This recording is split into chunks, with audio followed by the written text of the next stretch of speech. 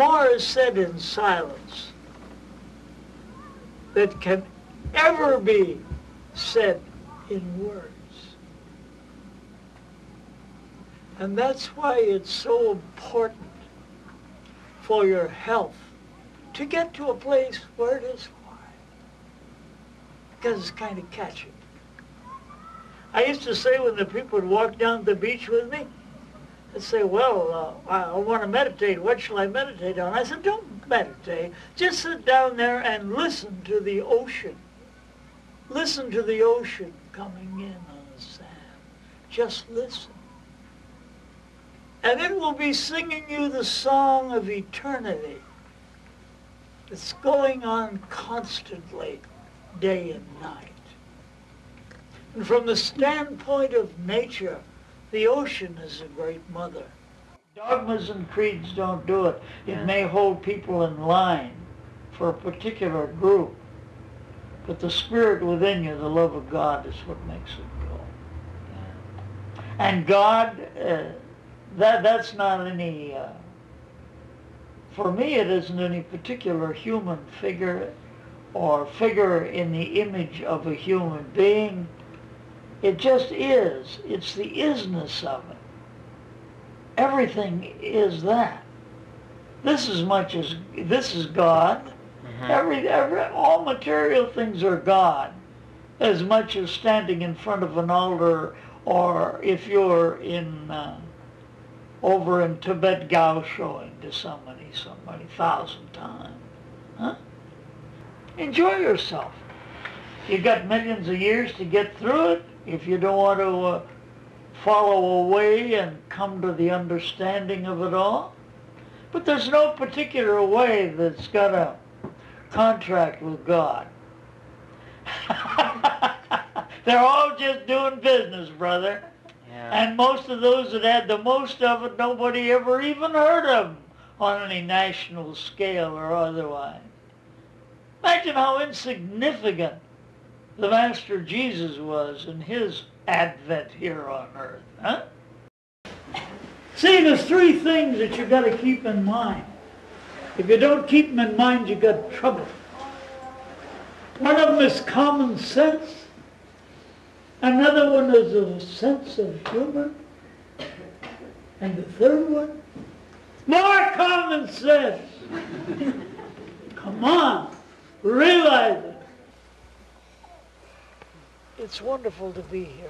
It's wonderful to be with people that can feel and think in unison and yet feel and think independently.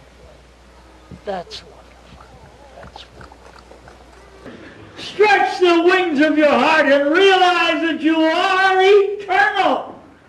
It's just getting over these limitations that you have now. And I'm not suggesting that you go somewhere and be in a retreat or a cave for days and weeks and months and years. That won't do it. You'd have the same hang-ups you've got now. But resolve them here and realize we all are one. There's no one in this particular room that is superior or inferior to anyone else. The potential is there in each one of us.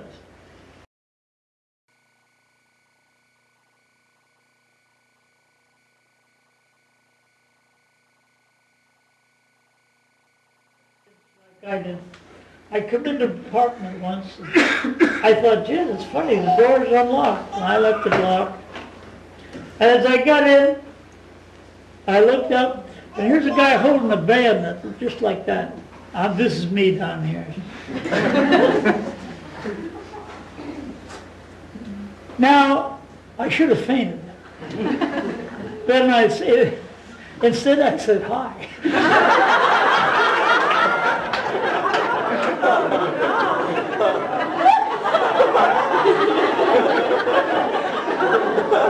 I think my saying hi scared him more than he scared me. So I said, did you find anything of value? He said, no. He ain't got nothing here. I said, how'd you like a cup of coffee? He said, yeah. So I start for the kitchen, he starts with me. I said, what's the matter? Can't you trust me? Go in the kitchen. He said, you might have a telephone in there. I said, I got no telephone. So I went in the kitchen, made us each a cup of coffee, go back and sit down with him. And I said, well, you picked a lousy apartment house to get any money out of. I don't think anybody here has got a pot to cook in or a window to throw it out of.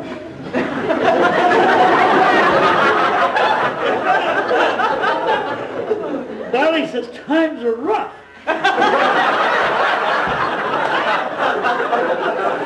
I said, you're telling me?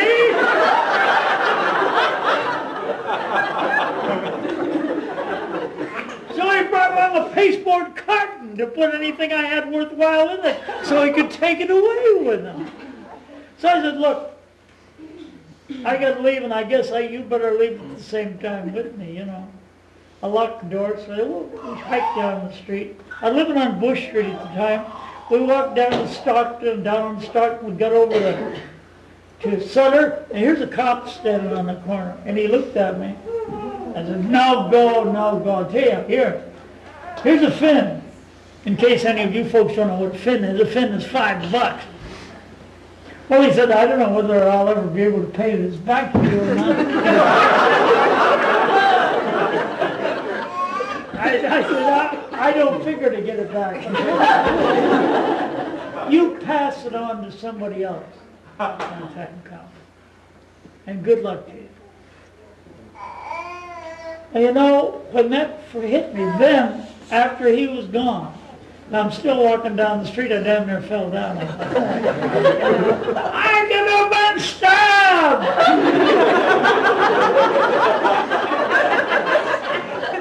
And I give the guy $5. What the hell is that? It drove me crazy for about 3 days. What did I give the guy that $5? I needed it. I didn't.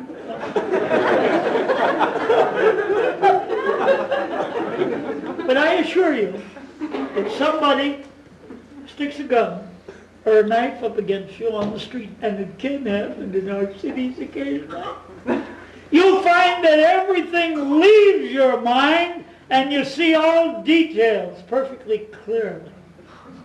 Because your mind has become clear for that moment, everything has been swept out. Now when you get, so you can sit down, your meditation, and just be clear, and be aware. Be aware of it all. Be aware of that phase of consciousness that includes everyone.